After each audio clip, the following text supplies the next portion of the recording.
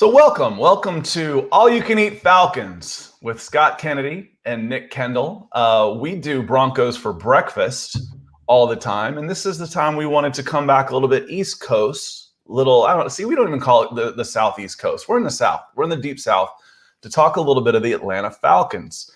Let me get this tweeted out just a little bit. I wanted to do it earlier, but a little inside baseball here was, for some reason, my thumbnail wasn't working. And it looked really funny, so it doesn't look a lot better now, but at least it looks a little better. But Nick, welcome. You can follow, if you don't know Nick, if you don't know me, this is Nick Kendell. You can follow Nick Kendell on Twitter at Nick Kendell, MMH. I watched you yesterday. You were talking about hitting the 4,000 follower mark, and then when I went to look at it, it was 3,999. Yep, God, but it went back on. It went back up. My name's Scott Kennedy. You can follow me at Scout Kennedy. I live in Atlanta and have followed the Falcons since roughly 1979. So I've been through the turmoil for a long time. And Nick is a really, really good football mind who follows the draft and keeps an eye on things. And kind of like what I've done with the Broncos and having an outside perspective, we wanted to kind of flip that around and do it a little bit with Nick, who is following the Falcons now for this show and to help us out here and kind of give a no pun intended, but a mile-high look at the Falcons and see, does it look as bad or worse than what we saw this weekend? Because I know we can be a little jaded. Atlanta Falcons fans have been through the ringer over the past, existence of this franchise. So we can get a little cynical. So welcome, Nick. How are you today? I'm doing pretty well. Hopefully nobody in here is holding Super Bowl 33 against me. Not to pour salt in the wound immediately, but I've always, I grew up watching Michael Vick and loved playing with the Falcons with Madden. Also, probably some of my favorite color scheme in the game as well. So always enjoyed the Falcons, and I didn't hurt like you guys, but I was very disappointed when you are allowed to use y'all. That one's easy. Y'all. Okay. Y'all, because you and you doesn't make sense. Like, are you talking to you or are you talking to yous? Y'all. You and so y'all works. Y'all, you don't even have to be Southern to say y'all. Y'all just make sense. That should be in the dictionary if it's not already. We got some folks coming in on YouTube and the Facebook crew is starting to come in. Jay, appreciate you being here. We are on time. You are on time. I appreciate you being here because I didn't promote this earlier. But we will do that as we move forward. And as Jay says, after the Eagles game, don't you consider it roadkill? We'll get into that in a little bit. And then Jeremy, always appreciate you being here. He always says, Nick always says Kirk Cousins look like. I don't see it as much. I don't see it as much. But I think Jeremy and I are like-minded on a lot of things because basically every reference I make, he gets and vice versa. So welcome. Appreciate y'all being here. First impressions. We've rehashed a lot with Atlanta media and talking about the Eagles game. What were some of your first impressions of the game? And just we'll keep it fairly high level. The score wasn't good. It was a pretty big wipeout. 32-6. The second half didn't really even feel that close, but did you see any bright spots? What were some of the takeaways that you might be able to, you could pull from this game that were like, hey, there's some good here? I think Cordell Patterson is going to be a fun player for you guys this year. Obviously, he's had a weird career, first round pick, kind of a returner, wide receiver coming out of Tennessee, I think. And one of those 3 first round picks for the Vikings. He's bounced around a little bit, but I thought he looked really fun. He looked explosive, and obviously with that offensive scheme, they're looking for a hammer of sorts, a big guy who can be just continually punching and get some big plays down the field.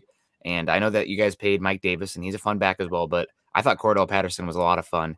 And especially considering the struggles of the offensive line, he was still able to get some chunk yards. So good on him. And I'm excited to see what he can do this year. And I picked him up. I got him off waivers this week in my fantasy league. So all aboard. I really liked Mike Davis and Cordell Patterson a lot in training camp, but you never really know what you're going to get. But to me, he was brought in especially to be, a backup running back, yes, but especially because of his kick return abilities. If you go back and look at 2020, the Atlanta Falcons special teams were awful. It's like, so Where can you get better for relatively cheap when you're the Atlanta Falcons and you have no salary cap room? Special teams. Special teams are where you can make decent leaps and improvement in some of those hidden yards without having to spend a ton of money. And Cordell Patterson didn't come in on a ton of money. And Mike Davis really didn't either, for relatively speaking. I think he's on a 1 year, $4 million deal, somewhere in that neighborhood, after Todd Gurley was just above 6 last year. But in the preseason, I was amazed at how fluid he looked taking the ball out of the backfield. But I guess if you can return kicks with guys coming at you, flying downfield and through that type of traffic, then it shouldn't be that difficult with coming out of the backfield, right? Yeah, I mean, it's also in today's NFL, right? You're looking for guys who are versatile, and if you can do some formational stuff with Cordell Patterson, motioning him out, jet sweeps, stuff like that. He's never been the most nuanced receiver. That's one reason that he's never really found a home there. But you can do some fun stuff with him formationally, and you might need to do that to dictate some box number kind of stuff and just manipulate the box numbers, given the I'll just say it, the atrocity that is the Falcons offensive line, because woof. I kind of get a little bit of pain watching football with my fandom because the Iowa Hawkeyes and the Denver Broncos mimic each other so much. Really good defense, always fun to watch. Solid trench play. Quarterback's not good. It hasn't been good. No, Teddy Bridgewater's doing a little better. But it's just stuff like that. But it literally sent like chills down my spine, not in a good way, watching the Falcons get beat up front, because again, watching these teams, that's where it starts up front, and you guys were just thoroughly bullied. And I don't care who you have on the outside. I don't care who you have on quarterback. When your offensive line is getting beat up that badly, you're done. You're sunk. Yeah. It's over.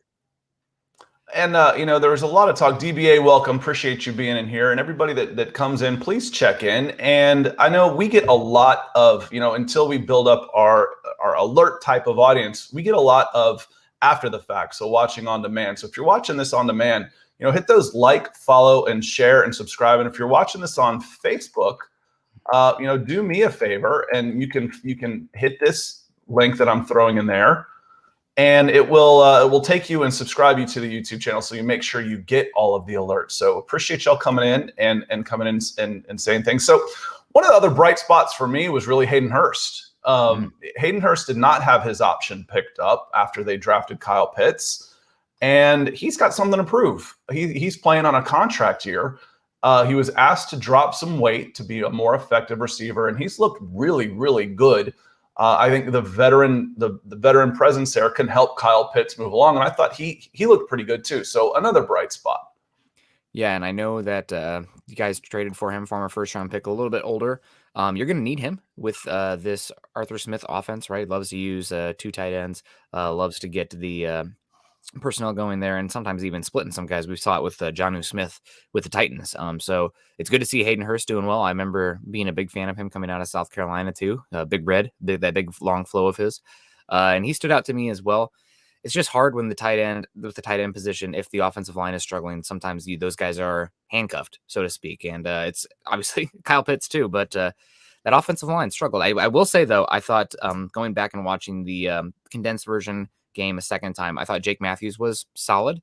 Mm-hmm. But it also goes to show that offensive line is very much you're as good as your weakest length. And when you have Matt Hennessy and Jalen Mayfield getting just big boyed up front constantly, you can have Joe Thomas there at left tackle. It won't matter because it's a sum of the whole.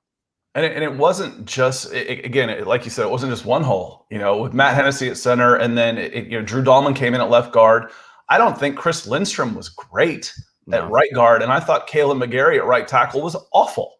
Mm-hmm. So it was, you kind of knew what you're going to expect at left guard when you're going to have at best 2 rookies there. Okay, but McGarry is probably where I was most disappointed. He missed a little bit of training camp with an injury coming back, but this is your 4th year right tackle. The Falcons need him to get a lot better. I've got a play I want to show you. I want to show you all here in just a moment. I want to get to some of the questions and say hello. Mark coming in on Facebook with a thumbs up. Appreciate you being here, Mark. Good morning. Probably seen a lot of Nick and I recently since we did Building the Broncos last night as well. And Jeremy has a good question here, and it really isn't the or factor here, because it's actually something else. At the end of the day, Jeremy asked, do the Falcons' problems start at the top with ownership or is it coaching? It seems like they run pretty hot and then very cold over the past decade. At the end of the day, the ownership is responsible for who they hire and who they don't, and who they keep along too much, who they keep around too long. Arthur Blank is a fantastic owner. He's almost loyal to a fault. His biggest problem was that he gave Thomas Dimitroff too much time. Thomas Dimitroff is the Atlanta Falcons' former general manager. I have a hard time talking about Atlanta Falcons without taking a shot at Thomas Dimitroff because of his inability to address the lines of scrimmage on both sides of the ball. I have said that Thomas Dimitroff tries to build a team as if he is the quarterback for, or at least representing the quarterback on a 7-on-7 team. So he overpays for skill players on offense, period. And it started right away. You can talk about, how great Julio Jones was, and he was, but Julio Jones was drafted. He was the first move the Falcons made after the Green Bay Packers hung 50 on him in a playoff game in the Georgia Dome when the Falcons had the home field advantage. 50. They didn't punt. What was the first move, the first reaction from Thomas Dimitroff in order to fix what was ailing them 10 years ago at the time? To trade 5 high draft picks for a wide receiver. That's insane. That was insane. And history has been pretty good to that move because, one, Julio Jones is maybe the greatest Falcon to ever play. And two, 5 of those picks went to the Cleveland Browns, who were a mess, couldn't draft anybody, and didn't know how to build a team a decade ago. You send those 5 picks to the Patriots or Steelers, and we're talking about how poorly the Falcons overpaid. And that was just the beginning of it. After that, but now we look at the lines of scrimmage, and you can see where the Falcons' biggest problems are. Appreciate the question. And I do want to circle back to the team building here with Thomas Dimitroff, because on the surface, it doesn't look like they totally neglected the offensive line. I mean, it's scattered with high draft picks. Jake Matthews was a top 10 pick. Matt Hennessy, the Broncos wanted to take Matt Hennessy instead of Cushenberry. I don't know if you knew that fact. They were about to take him, and the Falcons took him, I think, 1 pick before, the Ojemudia pick. You have Lindstrom, who's a first-round pick. You got McGarry, who's a first-round pick. Is this an issue of misidentifying talent or taking at that point? Too early, at that point, yes, because it's almost a little bit too late, and then you missed. So you ignored it for too long, and then you're panicking. When we talk about taking best available player or versus trying to fill a need, you always need guys on the lines, always. I'm rarely ever disappointed if you get a defensive lineman or a big offensive lineman high in the draft, assuming they can hit. But it's certainly it was 10 years of neglect for the most part, and especially on defense, because when Thomas Dimitroff went defense, very rarely he did a pretty good job. Keanu Neal was drafted high, safety out of Florida. Arguably the best. It's a low bar, but arguably the best safety the Falcons ever had. Deion Jones was a great draft pick at linebacker. Grady Jarrett, these type of guys. So when he was picking defensive players, did fairly well, but he didn't do it enough, and the lines of scrimmage weren't addressed. So I look at, and I think last year the Falcons had 5 guys that were former first-round picks across the line, and it, some of those guys just weren't panning out or were on the tail end. The best move I think he made in his career was probably going and getting center Alex Mack. That was maybe the best move, to go and get one of the best centers in the game. Guess what happens? Falcons go to the Super Bowl. That was not a coincidence. So for me, it's a long-winded answer to Jeremy's question. The problem was with the general manager, and Arthur Blank is responsible for who the general manager was, so you can put that on him. But the problem was the way this team was put together, and the lines of scrimmage were ignored. Yeah, that's a big bummer. Also, you make a good point about it's too little, too late. Offensive line, we've said it on our shows 100 times. It's a developmental position. If you're taking one, even in the first round, if you're taking one and you're relying on that guy to turn the entire offensive line around that rookie season, you're already too far in the hole. Right, you need to be investing in it prior, and then get the dividends. Year 3, year 4 of that contract, and you never want to be in a position where you feel like you have to take that. I mean, I haven't followed Chris Lindstrom that closely. I'm sure he's been fine, 14th overall pick, fine, maybe. But the talent that you missed on going with Lindstrom at 14, you got Brian Burns going off the board right after that. Could you use him? Yeah, he's one of the best young edge rushers in football. Jeffrey Simmons, one of the best defensive tackles. Dexter Lawrence, Noah Fant, Darnell Savage. Some of these guys are some of the best in the league at their positions, and you ended up taking a fine guard. Don't get me wrong, a fine guard, but he's a guard, and that's a position you can get day two, probably with the similar impact that you've seen from Chris Lindstrom. Yeah, you'd think, and then you look at, with the left guard position, like, oh, it's easy to find guards. Maybe not. A lot of the talk coming out of the debacle that was the Eagles game was we've got to clean up all of the mistakes and all the penalties. And there's some of that's a lot easier to do than others. Yeah. There's forced errors and there's unforced errors. And the Falcons' second drive, they were first and goal at the 2. First quarter, end of the first quarter, and I'm gonna share this file here real quick because I want to show you the difference between this was consecutive plays. This is the difference between a forced error and an unforced error, and it happened in back-to-back plays. And actually, one play affected the next one. So if you look at the left tight end, it's a double tight end set. Lee Smith is number 85. He's inside, and then Kyle Pitts is outside. Kyle Pitts is covering the tight end. So that's an illegal formation. So that is an unforced error. That's the kind of stuff that you can clean up. That's the kind of stuff you get better at, and it's a mental error.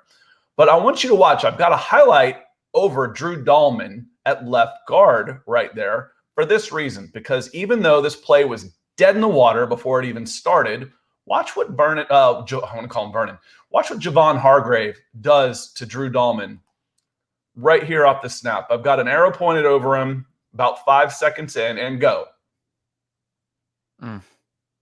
He about breaks his back. I mean, just shoves him in right off the snap. And this is a play that's dead in the water already. But this play had immediate ramifications for the next play, because after Drew Dahlman is probably scared to death at this point. So now it's 1st and 7 from the goal.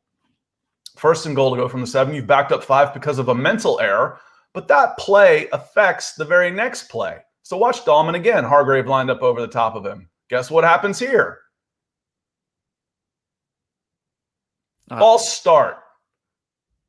Now, there's a difference between forced errors and unforced errors. An unforced error was Kyle Pitts lining up in a bad position. A forced error was Drew Dahlman not being able to hold his water because he just got the life scared out of him on the previous play.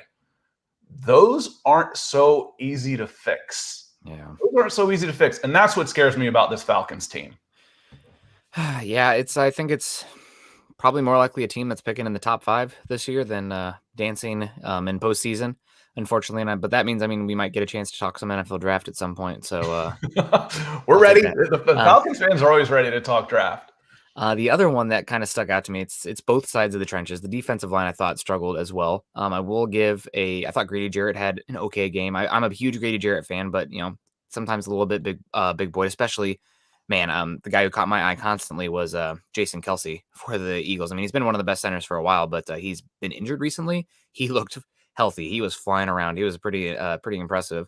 But the depth on that interior defensive line and the edge rushing position didn't really do much for me in this game. Also, maybe we all underrated the Eagles. Looking at the Eagles depth chart, they do have horses on the trenches. They're a team that's almost built the opposite of the Falcons, because you're not sure about the talent in the back 7. You're not sure about the talent at wide receiver. Obviously they have good tight ends, but their offensive line is heavily invested into veteran mostly, and the same with the defensive front. So overall, just big boy. It was Big Ten football, and you guys were Big 12, and it's like, oh my gosh, we got speed on the outside, but we're getting punched in the mouth continuously, and we don't have a response. Yeah, and just watching that, and you're talking about Grady Jarrett. This is a 3-4 base, and Grady Jarrett's moved out to a defensive end position, so he's playing a little wider. My question on this, and it's a small sample size, is can he be as effective going against tackles and getting double teamed by tackles and guards as he is when he's trying to split the A and B gap between the center and guard? So, he's really quick for a defensive tackle.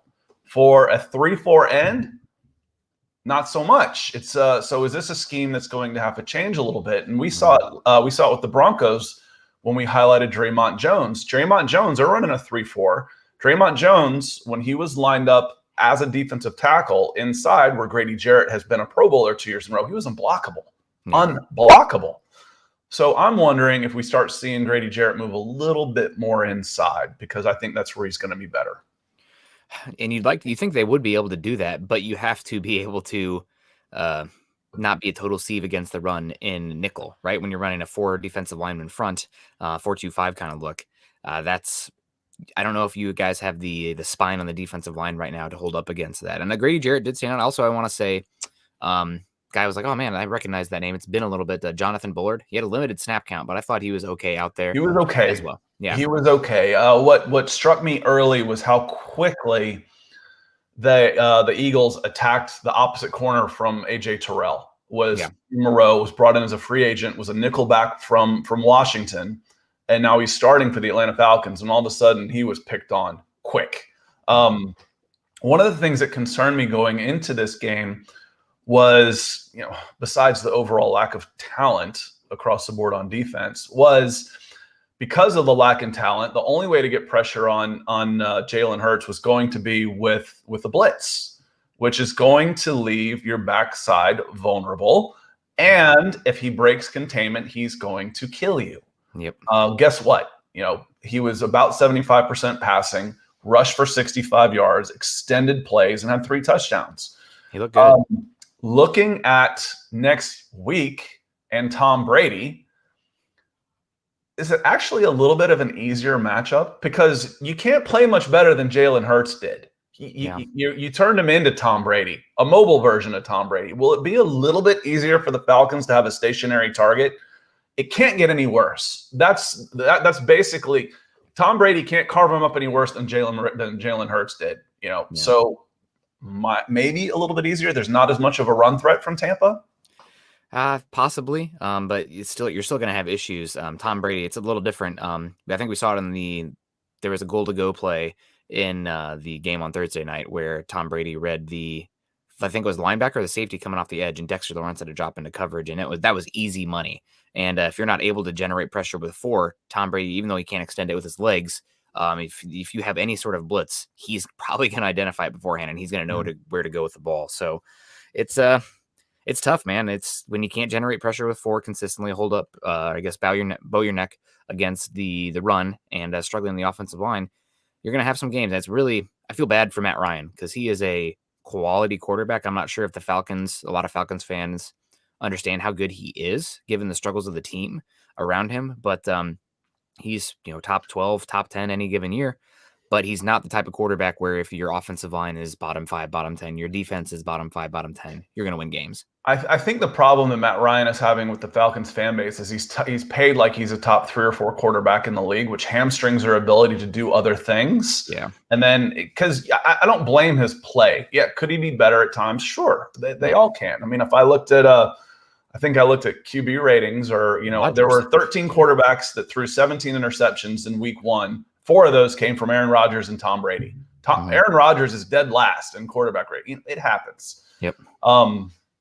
But I wanted to get to a question here, and Jay asked, if you are the Falcons and you 2 are the general managers, how much do you value Garrett Bowles? What would you give up for an anchor on the offensive line? Appreciate the question, Jay. The narrative that the Falcons took Kyle Pitts because it was a win now move was laughable. It was laughable. And this is why I value local experts when in my 20-year sports media career of making sure that you've got people covering the Broncos, covering the Cowboys, covering the Falcons, because the national media comes in from a top-end look and go, oh, they're really going for it with Kyle Pitts. No, not with this offensive and defensive line and the worst defense in the league. This doesn't help you when you're already pretty good at receiver. I thought if they stayed put and didn't move out of that, didn't take a quarterback, I wanted them to take Penny Sewell.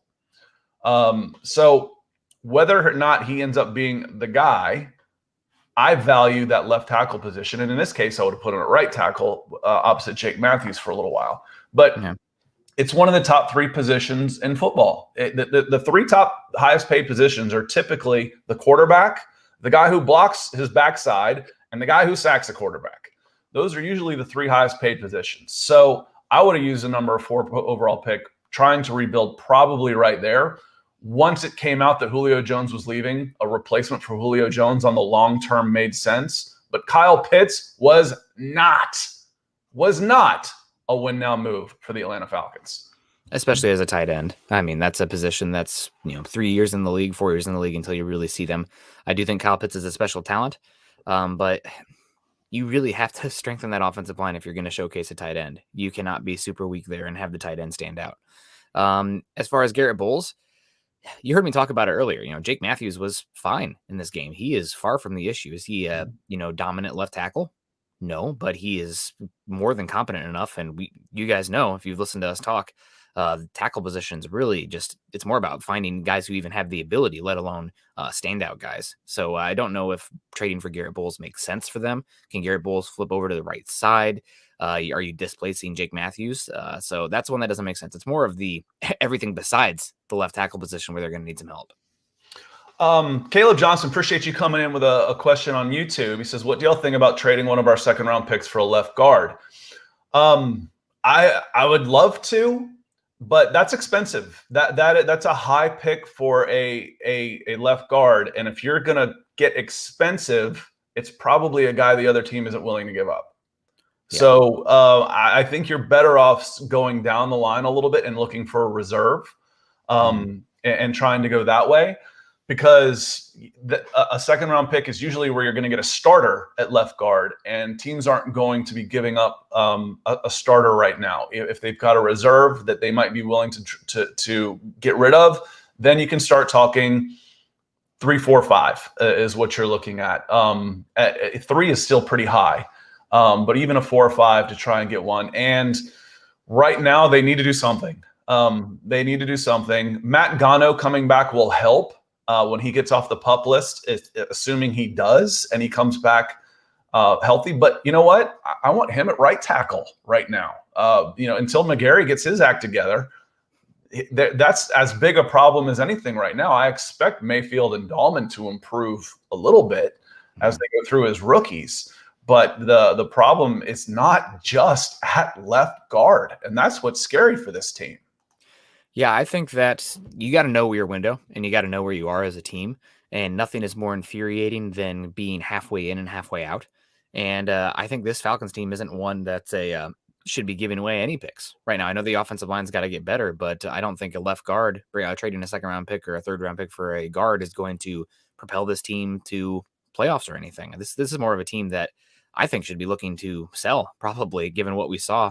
And also how far behind they are behind like Tampa Bay. The Saints look really good as well. It's unfortunate given what you did with the Matt Ryan contract and everything, and also passing on quarterback at 4 overall, given what this team is at. But, I go all in or all out one direction. Don't be halfway in, halfway out. So I think this is a team that not looking to give up picks. You could have some very high picks. You need those. This is also a team that's in some cap trouble as well. Though you're talking about getting rid of a 4-year cost control player there, that second round pick that could help mitigate some of that cap issues that this team has. So I'm looking at it just right now as survival mode. I mean, honestly, it's not about going and even winning games as much as it is good Lord. I mean, that was, I said, even on the Falcons scoring drives, Matt Ryan was doing a good job of, kind of throwing off his back foot while the rush was coming at him, and, Calvin Ridley or Hayden Hurst making plays, but the rush was still coming at him. I mean, I know you've got a drop step when you're in pass protection, but at some point you got to anchor and slow somebody down. Yeah. It looked like slingshots. I mean, that interior line looked like slingshots, like they were grabbing them by the numbers and pulling them by them. I mean, they weren't even slowing down. So right now, I'm worried about the survival of Matt Ryan and Mike Davis and Cordell Patterson and the rest of this offensive line. It's a scary thought. That was a frightening display from the offensive line, and it wasn't. And I want to repeat this again. It wasn't just the left guard position. It was pretty much across the whole unit. Yeah, and when you have that much of an issue in the offensive line, like we said before, you can live with a average offensive line. That's fine, especially if you have a good enough quarterback. An average offensive line is great, But if you're living in that bottom 5, bottom 10 area, it's like trying to drive a car with your 4 flats. It's like you're not going anywhere. I know Nick has to get going here. We're coming right up on the hour at 7:30 his time. Appreciate you being up and early at all you can eat Atlanta Falcons here.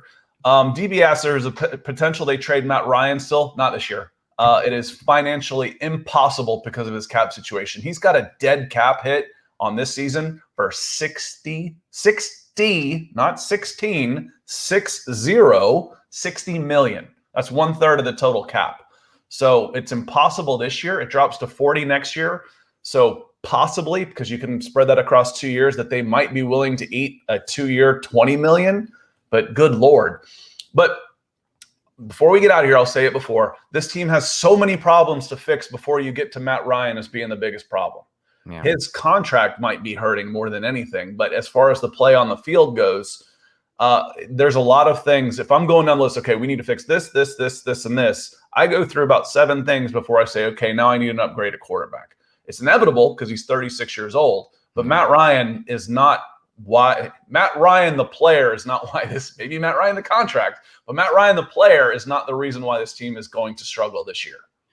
Yeah, I do think that if you are offered a like Matt Stafford kind of deal this offseason, if I was in charge of the Falcons, the personnel, I would have to look long and hard because I don't know if you could turn around this team by the time that Matt Ryan is still viable. And I think his value is only going to go down, especially the offensive line struggles. He is a quarterback who is dependent on the pass protection. He's not out here looking like Patrick Mahomes, but every quarterback is to some extent. But Matt Ryan definitely is at this stage in his career. Also, it could give you a jump start on that rebuild. Are you going to be better than Matt Ryan? Probably not, especially out of the gate.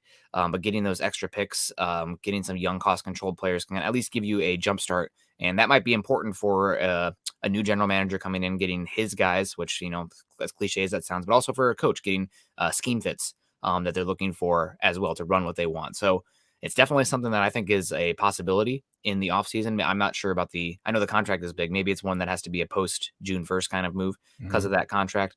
But it definitely feels like something that is a distinct possibility and coming to a head. And also, I think Matt Ryan deserves that as well. I mean, I feel almost a little bit. I've always been a big Matt Ryan fan, although he did spur my Iowa Hawkeyes. It was between Boston College and Iowa, and he went to Boston College. That one stings.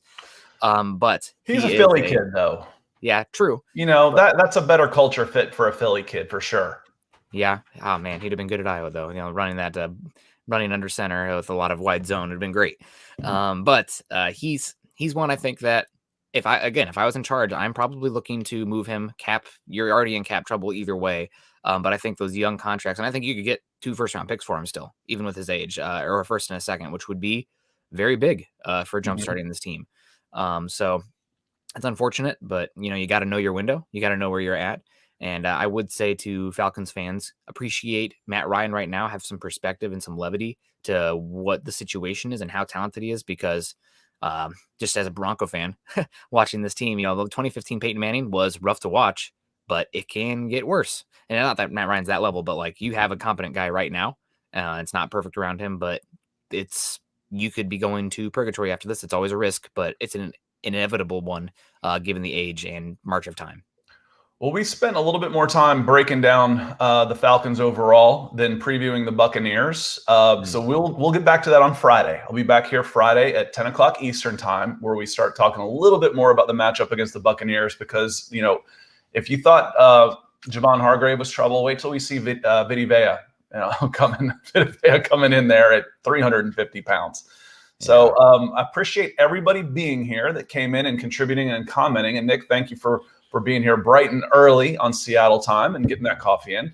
If you're watching this now or even later on demand, do me a favor and hit that like, subscribe, or share button wherever you happen to be watching it. I know we're streaming to YouTube and Facebook.